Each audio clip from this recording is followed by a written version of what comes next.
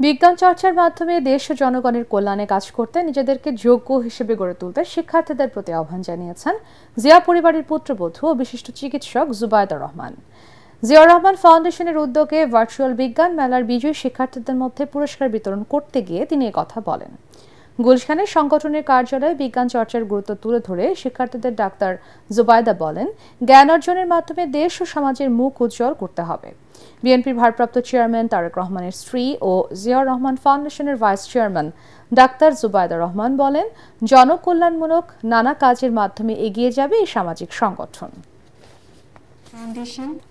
Science fair যার brain child আপনারা ইতিমধ্যে শুনেছেন। আমরা আশা করব যে তোমরা তোমাদের জীবনে প্রত্যেক ক্ষেত্রে তোমরা সার্থক হও এবং দেশের মুখ উজ্জ্বল করো বিশ্বের দরবারে। বিজ্ঞান চর্চার কোনো শেষ নাই, কিন্তু বিজ্ঞান চর্চার মাধ্যমে পৃথিবীকে অনেক কিছু দেওয়ার আছে এবং আমার বিশ্বাস তোমরা তা পারবে। ভবিষ্যতে আমরা আশা করব তোমরা বিজ্ঞানের জগতে উদ্ভাবন করে পৃথিবীর সমগ্র মানুষের জন্য কিছু করবে এবং ইনশাআল্লাহ আমাদের সবার সহযোগিতা পাবে।